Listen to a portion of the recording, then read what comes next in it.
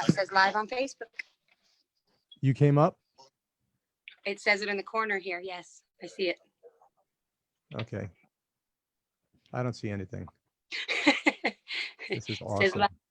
I have a blank white screen right now. This is awesome. Yeah.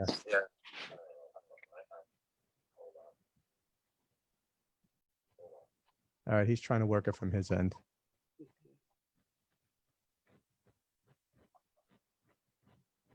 Well, at least I got to wake you up really early, Jamie. So Yeah. I accomplished something today. Yeah, I was up. I'll just let you think you about me. Yeah. I maybe was still in my jammies, but You don't know how to get it going, Eric?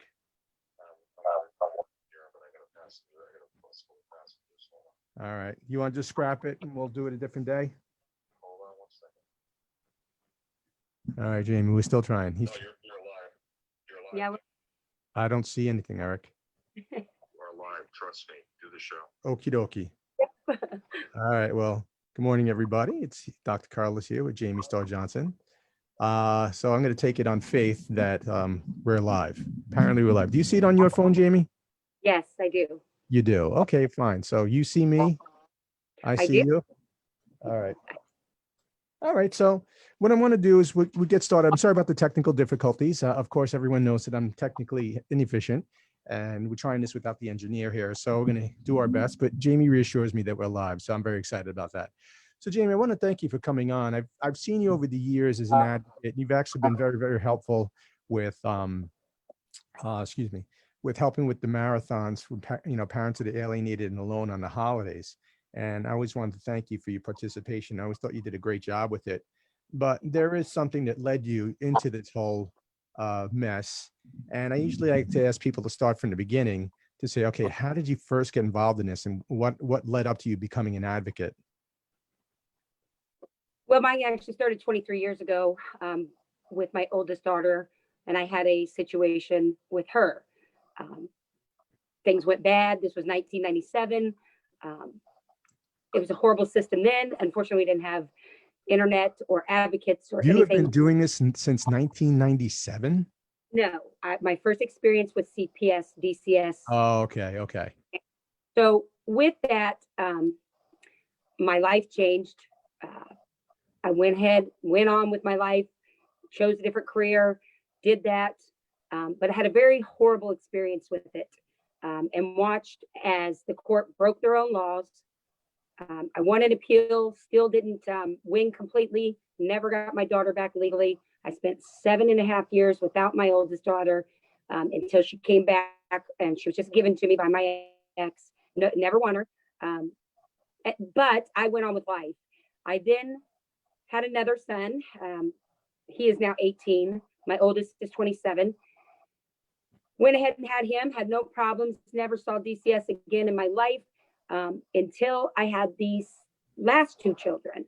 My last two children, 3 years ago in 2017, the laws had changed inside the school setting to where the reporting was different. A teacher reported my daughter for a small scratch on her belly. At that time, I went through 2 weeks of nonstop kind of harassment and them telling me that I had to, let them interview my child. I told them to get a warrant. Basically, the whole time they broke my rights, my daughter's rights. She was 8 years old at the time. So I had an 8-year-old and a 6-year-old. At that time, I got a little upset because I had already experienced it all those years ago, and I was not about to let something happen this time.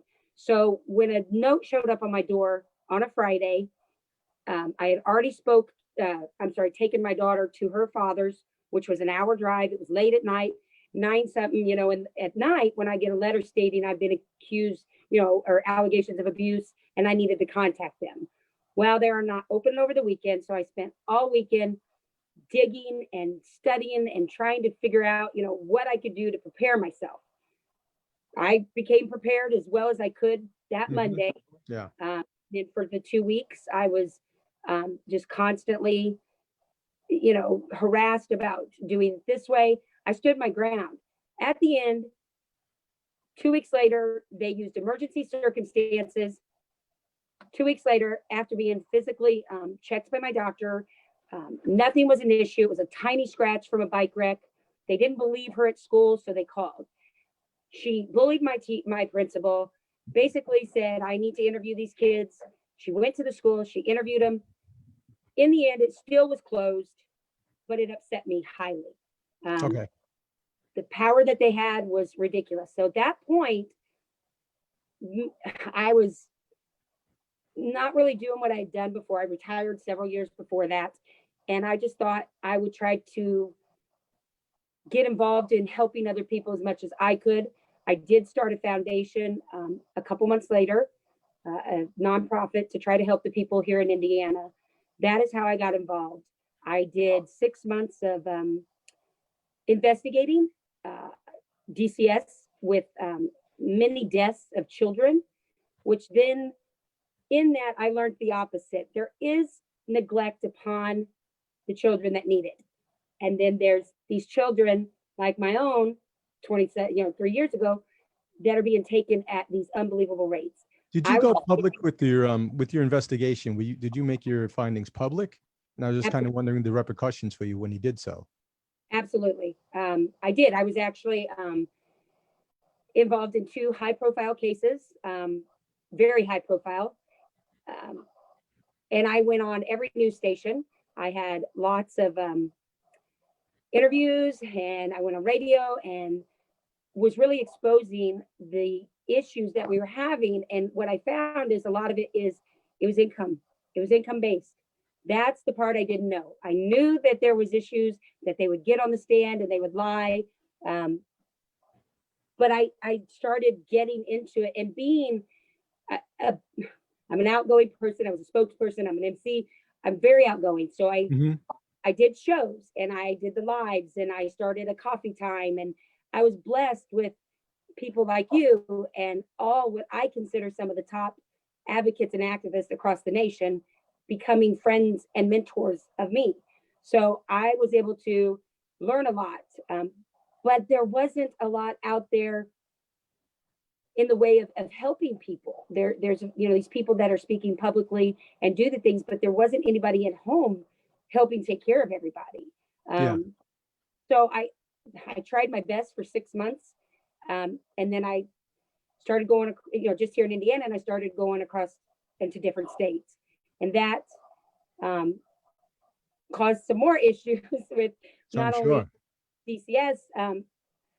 I had them within this last 2.5 to 3 years. I've had, false calls, 3 false calls prior to this last one, harassment online, just really people not wanting me to speak on what I was learning and able to pull together and show people.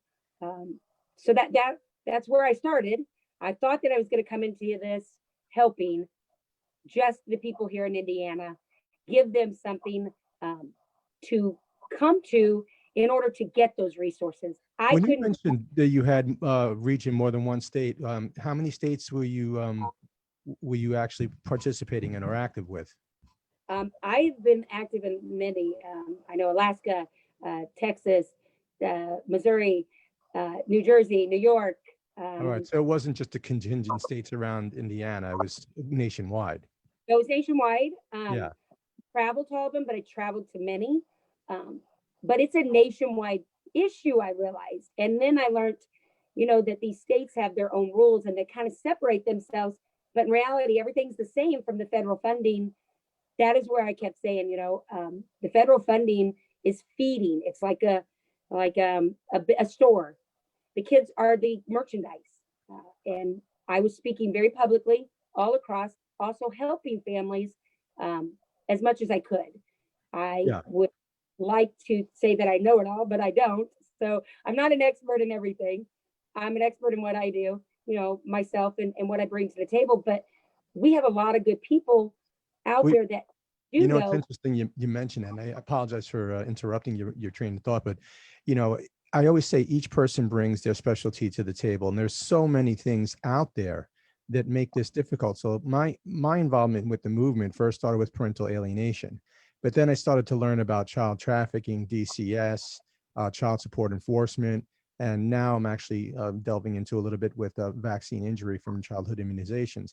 But this is the thing that's key, is that your expertise is here, and none of us can pretty much talk on all topics because there's just so much in each topic. I kind of look at it like medicine, where there's different specialties. There's in this movement, there's different specialties as well, whereas yours being DCS. Correct. I specialize in DCS, but then I too got into family court, learned that the funding also had to do with child support.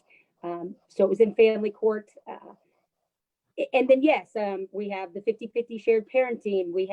I've dealt with the vaccines. I've dealt with the hospitals, just all these different areas that you're right. No one person could. And I have tried so hard to unite a nation in the fact that, like you said, we all bring something to the table. I believe in like the round table of the knights, that we all should sit at the table and hash it out and come up with some kind of unity to show that it is affecting everything. When you're talking about fatherless homes, they attack that. They attack the poverty, that we are going through. It all is combined back into families. That's what it is, families. I do specialize in mainly DCS and CPS. I call them the alphabet agents because they change their names all the time. Yeah. And Yeah. But I've learned a lot through this, that it all stems together, especially the 50-50, the alienation of our parents. It's a nation is being torn apart by the families. Our whole nation is being ripped apart one family at a time. It really is. And I don't think people realize the extent of what's going on. That's one of the things I find in the advocacy, is that, within the group, it's very, very common. And we, once you're in the group, it's easy to find each other. But outside of the group, most people are fortunate enough to not know what we've experienced, or to not know what we've been researching. And in some ways, it's frustrating because in order to go forward, we need to have that awareness and that recognition. And that's why I think that internet radio and those other platforms are very, very helpful. And what I found out yesterday is I did a show with Brian Lee regarding some taboo topics, I guess, on the December 6th rally and his coverage, and talked about censorship, and my account was taken down over yes, just had to restart it. So I think that while this is a good platform, we need to somehow find multiple platforms and different ways to reach people, to let them know what's going on, to let them know your work and what you found. Absolutely, because when I did come, and that whole weekend when I was searching and searching, it was so hard for me to find anything. Even the ability that I have and the know about of where to go or who to go to, I still have difficulties. Like right now, I'm trying to find a specific thing, what the guidelines and laws are for a certain type of emotion.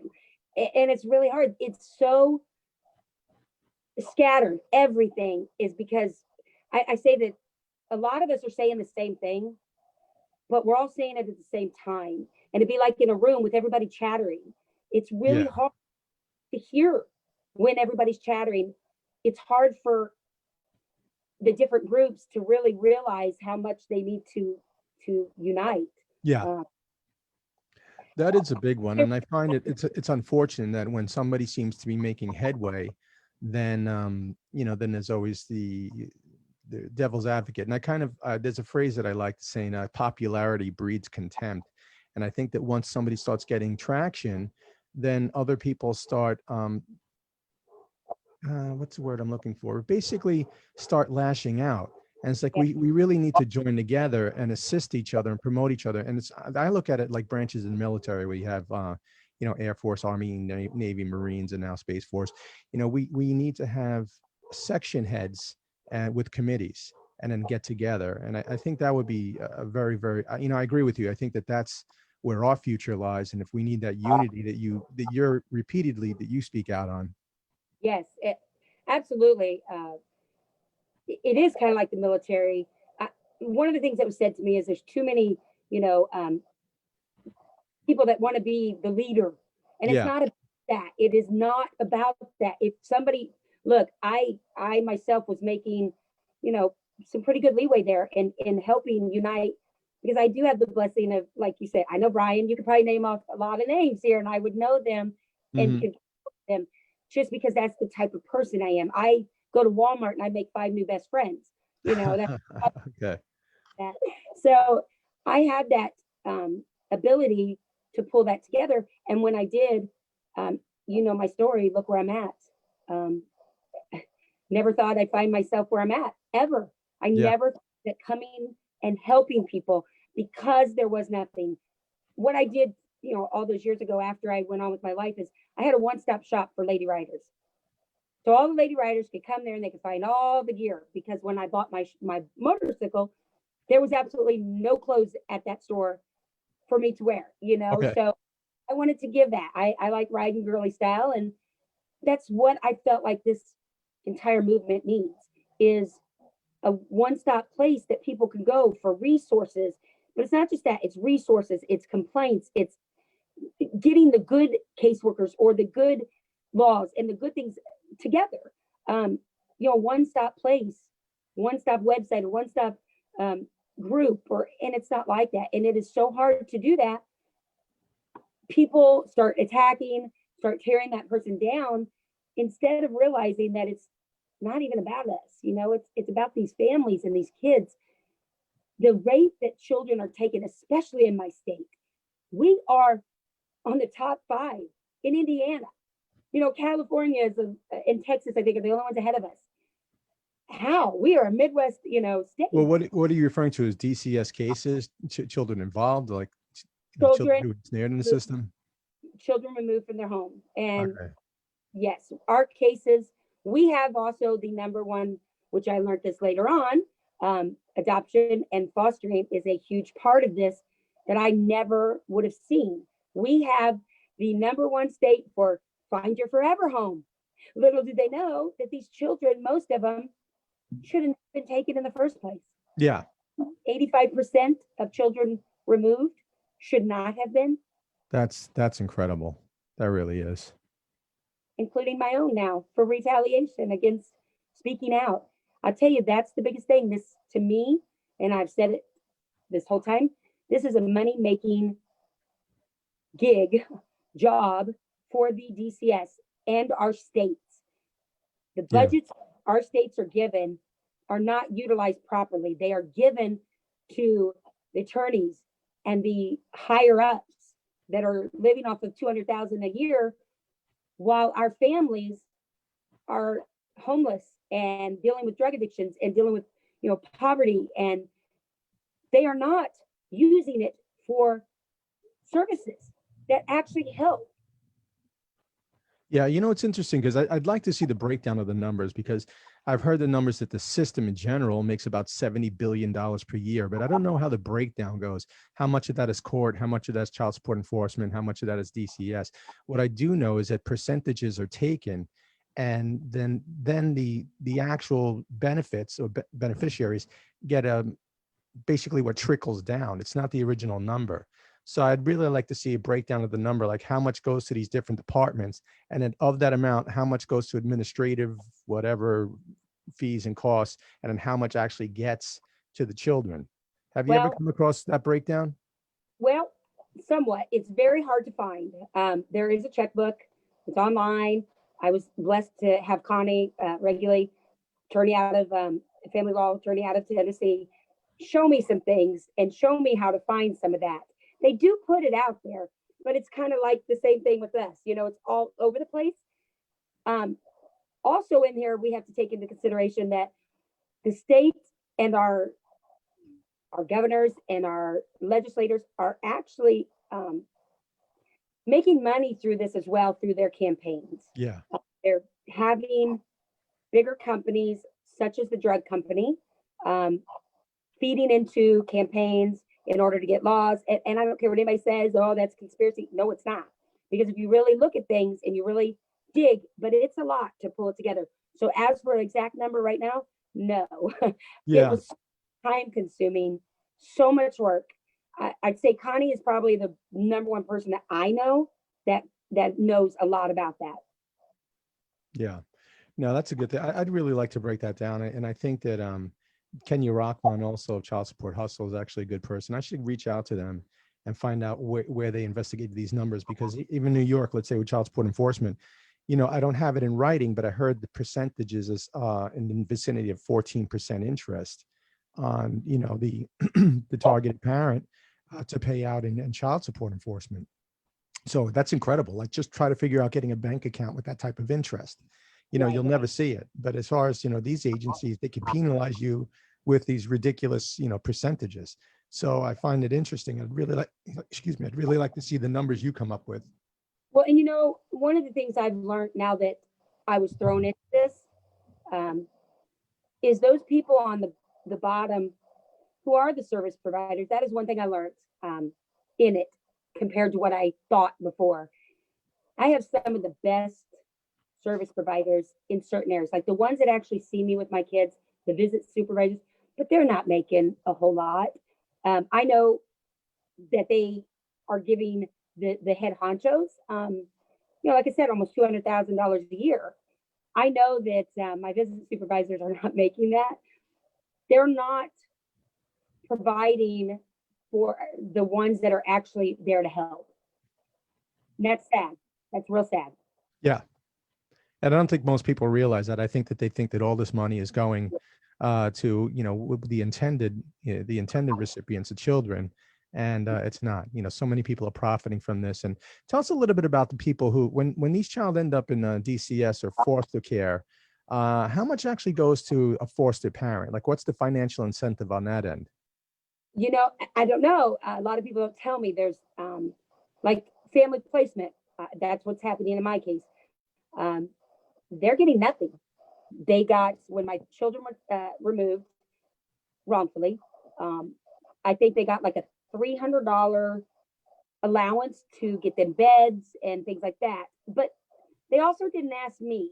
They didn't allow me to be involved. Like, my children have everything here, clothes, this. So $300, they were given that. They did not, as far as I know, unless you become a foster parent, they do not get any money. As for fostering, not many people want to speak up against it. I hate to say this, but a lot of them do like the money, regardless of how. But a lot of them are there too. Like, I have a grandma who they're forcing them to become foster parents.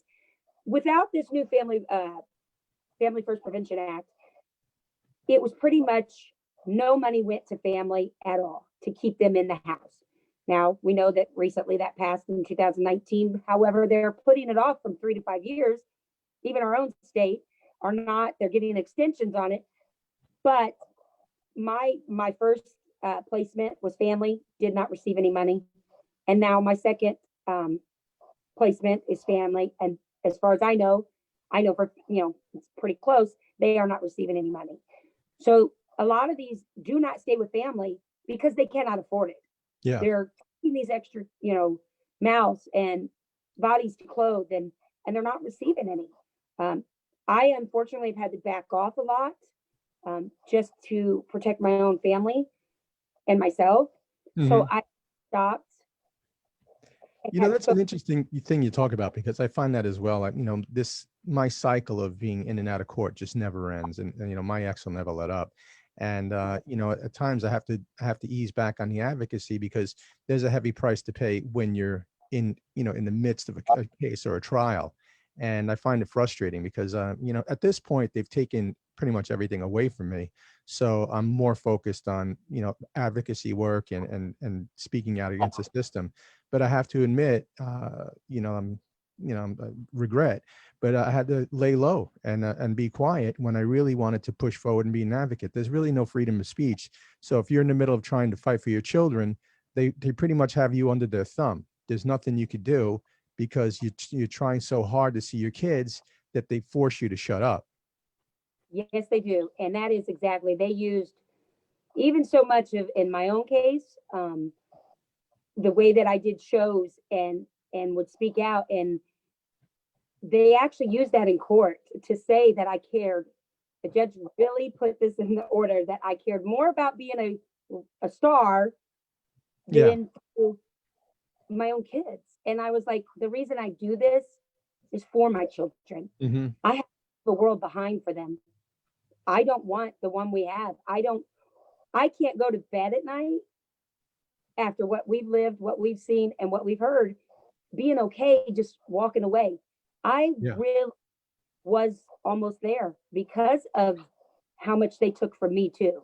The other thing, I don't know if we share this in common, because a lot of what I'm doing is, I'm alienated pretty much very successfully. My ex was able to have my oldest two not speak to me. Now she's putting a very, very difficult time for my youngest two to speak to me. And I want my advocacy to say to them, like, listen, I loved you and I would have preferred to spend my time as a parent, but I'm fighting for this to not happen to other, parents and other children. And, I love you. This is the reason that I'm doing this. And, you've been biased against me by, in my case, a sociopath. But in your case, I know how much, you've been very, very vocal about how much you love your children and the fight for them. And I hope that in the future, similar to what my hopes for myself, is that they'll recognize what your fight was about and then how much you love them. And, you would have preferred to be a mom at home with them than to be an advocate. Absolutely. I consider myself an advocate and an activist because I do try to verbally speak out there. A lot of advocates, I think, are more hush hush because they're trying to help the families and they don't want repercussions for the families either. Yeah. And every single person has told me, and I went offline for 5 months to be quiet. But you know what? It did not get me anywhere. And I think that's what our problem is we have such a risk as a parent. Your children, my children are everything to me, no matter who says. I know and they know, but they are my life. And therefore, the risk of losing them, I never thought was there. And then when it happened, I see why parents are afraid. But if we continue to be scared, it will continue to get worse. People also don't understand that. It We takes will. bully. One person is there and he bullies them, but you get two, and it's harder for that bully to do that. It's hard though, Jamie, in that, I can understand why people are afraid when they're in the system. What I find disheartening is that people who have been through it, either, I'm saying, their children age out or they were successfully reunited with their children, whatever the story may be, they just tend to be, I'm done with it. I can't do it anymore. I'm burnt out, and move on. And it'd be nice to keep those people with the movement to help us with the numbers and to show how many of us are out there. I always say, if you got us all together, we would show that we're a powerful lobbying force, and we could vote these politicians out. And the problem is we're so fractured that we don't stick together, and it's hard to get the numbers. So you have one subset of us that are afraid because they're currently in court. Those of us who they've taken so much away that we're vocal now, and then those people who are burnt out and move on. Could you imagine how successful we'd be if we just get those three groups together? Or two of the three groups? Absolutely. And, like I said, I did it 23 years ago. I could have just stayed quiet. I could have, but I did not feel that was my leading. I didn't put myself here. My faith and my higher power put me here because that was the path I felt. It's kind of funny because I went and I had a diary and I found all my old paperwork from 23 years ago. And I read through that diary and I could not believe I had become that person that I wanted to. And so I understand what it's like to have an older child and not want to mess with it. And a lot of my family were like, you got to stop. You're getting too, much attention on your family. I mean, my children were attacked, basically through putting them at risk, not me. I was blamed by saying, well, you're out here speaking out and you put your kids at risk. And I did have some pretty harsh consequences, but it was not me. That was them. And so it's kind of a victim blaming thing. Well, she's doing this, but no, what we need to do is address the situation that those people out there speaking against us need to stop. We need to say, like I said, bullying, we need to unite and stand up strong and tall and say, we're not going to be quiet. We're not going to be silent and we're not going to be divided. Well, it's interesting that point that you just made, because essentially what you're doing is re-victimizing the victim. You hold people's children against them, and then they speak out, and then you lash out at them in court as if you're an unfit parent or you have some type of emotional flaw. And it's like, I wouldn't be in a situation if it wasn't for the courts being unjust and unfair. But then again, they'll just turn right around on you and make it like you're the problem, not the system, not what they've done to you, and not the injustice that you've been suffering. You're crazy. You Yeah. crazy. You're a druggie. I mean, it amazes me. And 23 years ago, I did have a private attorney, and I had a trial that was 2.5, or a hearing, the fact finding was 2.5 days.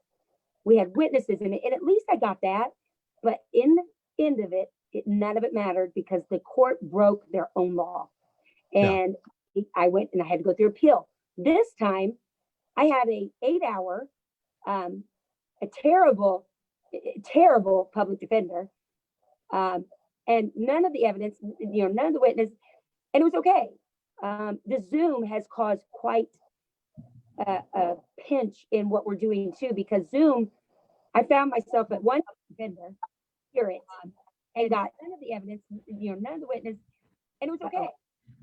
The Zoom has caused quite, I hear that pinch in what we're doing too, because Zoom, I found myself at one defender, hear it, and got none of the evidence, you hear me, and it was okay.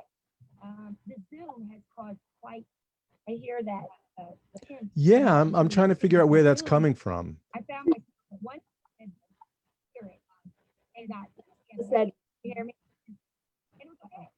Yeah. Okay. Let There me you see. go. We're back. Okay. All right, much I better.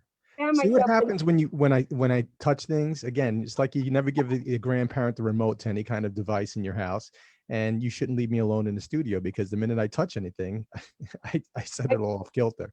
But okay, now that I fixed my mistake, I'm sorry. Go ahead. You're fine. This time around, it was them breaking, the same rights, but even more, the same rules, but even more, less time, less caring. It was just, it almost like a drive-through, let's get the next in. Yeah. I found myself not able to even hear on a Zoom, contacted the courts, never received a call back. They went ahead and had a hearing without me because I was told that it was continued. I had an attorney who did not ask any questions, no matter how much I was like texting him. He didn't do his job, and I couldn't be in the courtroom to say, "Excuse me, Your Honor. Yeah. I'm happy with my counsel. I want to get rid of them." This COVID stuff has honestly caused not only that, but then visits. Mhm. We have many visits.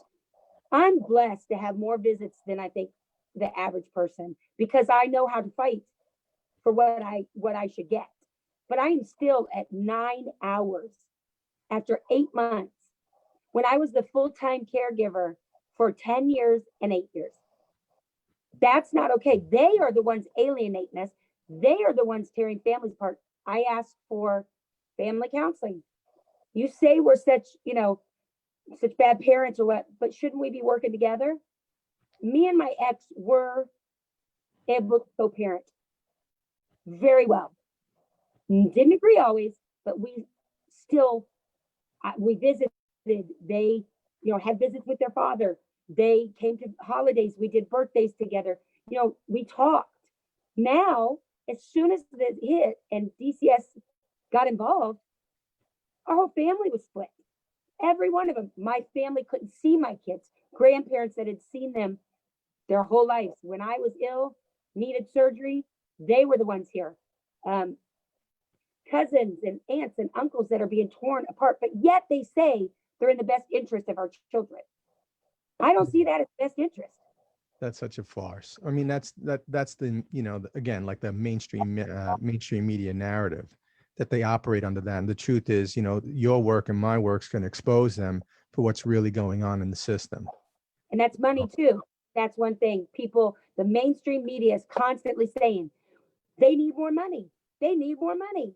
Yeah. No, they don't. They need to take the money that they have and properly place it where, Exactly. and that, we had 600 million given to our DCS in the last 2 years, and not a doggone thing has changed. Not a doggone thing. Isn't Nothing's changed. incredible? More hurt. There's just more bureaucracy. And on Long Island, there was a tragic case of a boy. The mother kept fighting for custody because she was telling the courts and anybody she was trying to get anybody's ear that her children were in danger. Yes. And they ignored her. And then ultimately, the child was being abused and being kept in the garage, and the child froze to death last winter. So now there's a public outcry, and they're saying that they need basically more bureaucracy. They need more people to handle the cases. They need more money. And it's like, this is stuff you should be proactive about, not reactive. And it doesn't, it shouldn't take, a child to die for attention to come to the matter and for some type of remedy. And that's what we're seeing. This is a very reactive system. And the mantra is that we need more money. We need more money. And it's like, okay, well, let's break down what you're doing with the money that you're getting already. And when people could see how grossly mismanaged it is, maybe then we could start to correct it. When they spend the time, like I said, the first one was 2 weeks. This one is 8 months on. Look, I'm not perfect. No parent is, but my children are not neglected nor abused. Mm-hmm. They even prove that in reality because I didn't get to put a defense up at all with all the actual evidence. I myself, being the advocate the first 6 months, I went to 3 of those funerals. One where they tried to, even myself, we tried to help the family, the children. And to this day, they're being spoke on the death of a little girl and the almost death of a little boy, Paisley and Riley Hudson in Madison County, where he is now, the prosecutor, they just arrested a caseworker for neglecting to handle just that very case. They gave him back to an abusive mom, and the child got severely hurt. However, the next thing out of our prosecutor's mouth is, don't think about the best interest of the child. It's about, how did you word it? It's about doing the job and protecting them. It's not what's in their best interest. We need to knock that off and just make sure we take kids and they're not giving them back. That's not it. That's not what happened. Caseworkers are not doing their jobs properly. They're not trained properly. They should not be interviewing, and there should be videos and record of those interviews. I have been one for body cams. Mm-hmm. They are spending a lot of time on these 85% of these cases and money where, like me, they're throwing all these services, but they make money off of those. Anybody in business, which this is, it is not governmentally run. These are private businesses, and they are making money. To keep the lights on, they need so much money. Yeah. So you need product. You need children in the system. They had a chance among 2 of the cases. They had these children with obvious signs of abuse and gave them back. So I do want to go back in fairness, so because there's plenty of workers out there who, overworked and well-intentioned, but the truth is there's, serious problems with the system, and I believe that training is one of them. If you're granted the power to remove a child from a home, I think that you need extensive training, not some type of 2-week course or whatnot. And I think that really there should be some type of accredited training that these people are the ones making the decisions of where the children are going to end up, what we're going to do. And again, I believe in recordings for everything. So I would tell most people are going to be scared. Like if in New York, they call it CPS, Child Protective Services. If Child Protective Services came to my door, I would, obviously I know better at this point, but I would still be nervous. But I believe in, listen, you're going to come in, you're going to question, whether or not my children should be with me. I'm tape recording you, and I hope that you would be tape recording, yourself with the body cam, to have, evidence of this conversation. But, I don't think people realize you don't have to let them in your door, and you can record anything that's taking place on your property. So these are things that, I'm not sure if this is some of the information that you're releasing to the people that follow you on your show. And that's actually what cost me, because they still can do, and that's the thing. I am very prepared. I teach my children, certain things. If they want to say I train them in a way, I do. This is a world for kids, isn't it? So yes, I did exactly that. And the law states, that is, they were to get what they call a warrant, is a motion to compel. They were to get that. And when that worker left here, I stood up for my rights. I recorded everything. I still saw the injustice because she just broke the rules and did what she wanted and made a new excuse. Yeah. It is hard, but at the same time, even if I never get that through the court systems, I still have it, and I am going to publicly release a lot of it to show people Absolutely. that just absolutely lie. And I don't know why. I don't know what their motive is. Well, they need to be exposed. For those people who are participating in this way and not telling the truth or selective omissions, that needs to be exposed. But Jamie, I do have to interrupt you because I know that you have a scheduling conflict at 10 o'clock and we're approaching that. So I want to give you the opportunity to, make a key point or, some last remarks. At this point, the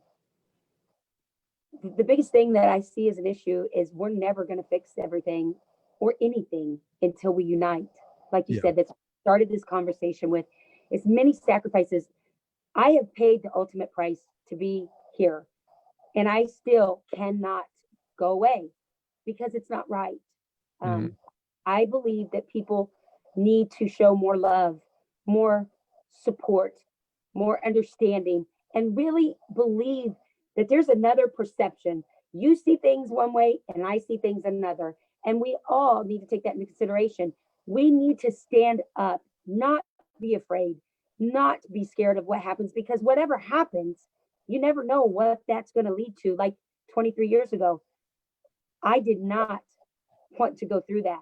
But had I not, I would not be who I am today. Do I want to do this? No, but it's making me a better person in what I do. I say it all the time. I wouldn't have chosen this, but I do see it as, what fate had in store for me. So, I think that both of us would have preferred to just be parents.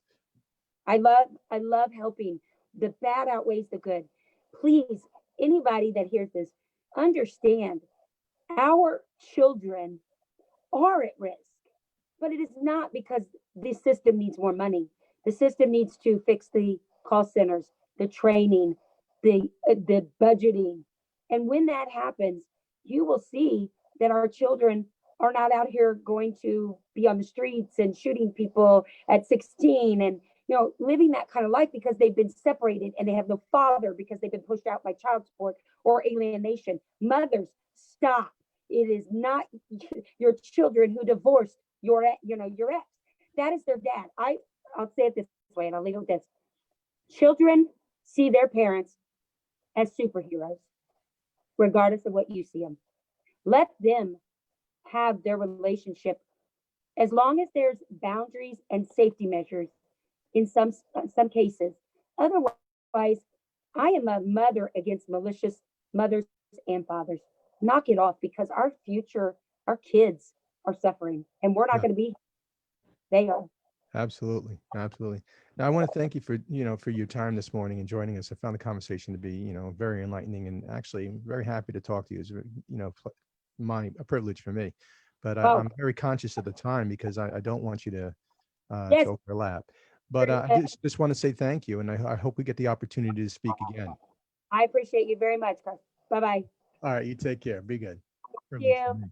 But I'm very conscious of the time because I don't want you to overlap.